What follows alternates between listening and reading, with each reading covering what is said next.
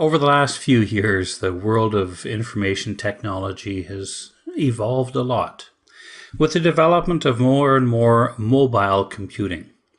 This has resulted in the need for us to come out with a new field here of mobile device management.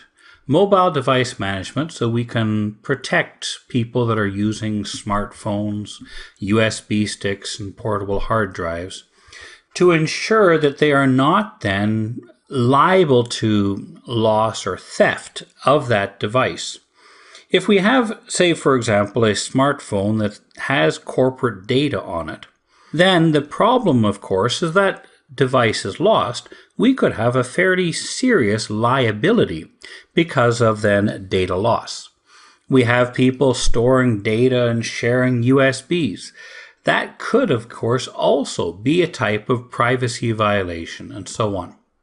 So how do we protect against the risks related to the ability now to contain vast amounts of corporate, very sensitive information on very small mobile devices? Well, the first step is always policy. To have policies that say what is allowed and what isn't allowed. Are people allowed to have sensitive information on a personal device? If they do, how must they protect it? Now, this has become a little bit more difficult right now because of the world of BYOD, or bring your own device, sometimes known as bring your own disaster. The idea of bring your own device is that we encourage people to, well, use the device you're comfortable with. If you'd prefer an iPhone, use an iPhone. If you want a Samsung, use a Samsung. So instead of us as a company saying, this is the product we all use, we can then give people that option to choose the one they like. Now, the problem with this, of course, is in many cases it's their device. So we now have a device that is being used for both personal and for corporate use, which means that what are my rights as an organization? If I have a person who's their own device and they leave the company, what rights do I have over that device? Can I seize it? Can I wipe it? And it's a gray legal area. And it's one that's going to be a little bit of a while yet before we certainly have any type of clear guidelines. And let's just say we probably never will, because it'll probably be interpreted differently in different jurisdictions. But we should start at least with policy. Are people allowed to bring your own device?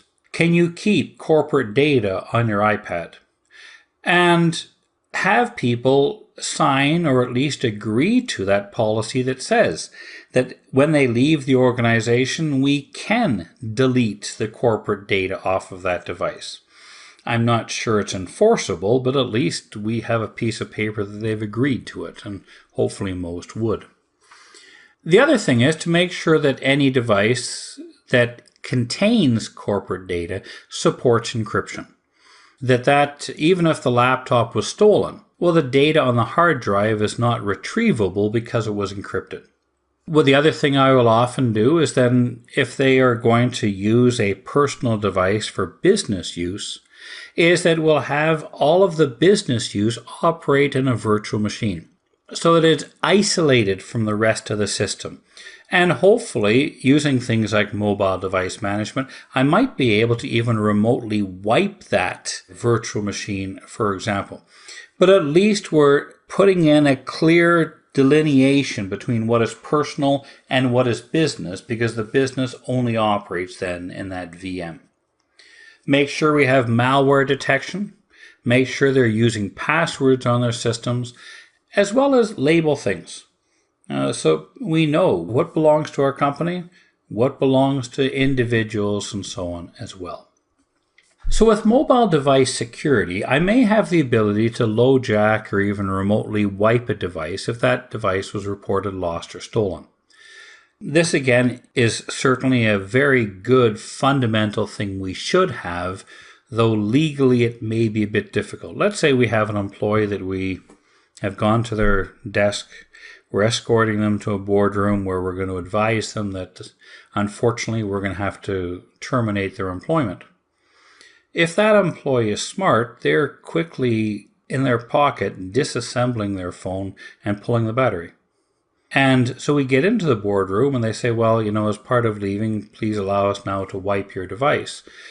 And they say, no, what are we going to do about it? There's very little you can do. Well, you signed a policy. So? I also signed on to work for the company. You've just fired me. But you say, well, okay, we'll remotely wipe it. Well, they've pulled the battery, so you won't be able to. And you can see here, as an auditor, there's a risk that we're probably going to have to accept, but at least we should be aware of what that risk is. Make sure we have proper authentication for that device, so that only that registered device can access then corporate systems and data. Make sure we're using virtual private networks, so we've got secure transmission, that the data going over the network, whether or not that's the cell phone network, whether or not it's a wireless network, we know that at least it's encrypted. One thing we should look at doing is whether or not we enable or even disable geolocation tracking.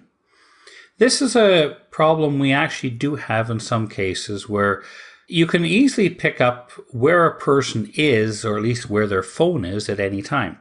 And if their GPS or geolocation tracking is turned on, you can actually see where the person is, and we've had a few debates through some of the phone manufacturers and telecom providers of, is this a breach of privacy? We can know where that person is, and certainly because of this capability, triangulation and GPS, two capabilities really. This is something that we certainly have to watch for in today's world. A lot of trucking companies like this. They know where their trucks are. They know whether or not the truck is stopped all the time, for coffee, or whether or not it's actually driving around, how long it'll be before it gets to your place. If some of you have used a product like Uber, where you can see the car coming towards you, for example. These are the types of, as you say here, security issues that can be good and bad. And again, have clear policies with regard to the use of these, and that people know whether or not this capability is being used, for example. We have a lot of social media. Social media from all the various products that are out there, and they're continuously changing. You're probably familiar with everything from Facebook and Snapchat and Telegram and WhatsApp, and there's so many of these different social media tools that are out there that allow people to communicate, share information. Now, the problem with this is that they may actually disclose something which is confidential. We don't want them to be putting sensitive information about our company out in social media. In some cases, we don't want it that people know, for example, where our employees are at a certain point in time. We don't want them talking about, hey, we're having a great day today doing this. Wait a sec. Everybody knows all the senior management is out of that location, for example. And there's always the risk here that people share things like credit card numbers and so on social media. So there is that risk of disclosure of confidential information. There's a whole area of malware being developed specifically for different types of social media. And certainly this is where we have to make sure that we're careful of what applications people are using, and that they realize some of the information, even though those applications can be capturing on them. And various types of malware, we say here. The ability to eavesdrop, pick up on somebody else's communications.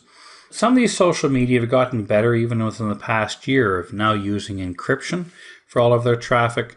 But it's always a risk when people are sharing information. Can others in the area also be picking it up?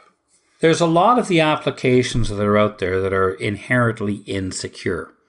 We have a number, especially of mobile apps that have been written that have backdoors in them, that have the ability to capture personal information and send it back to the author and so on.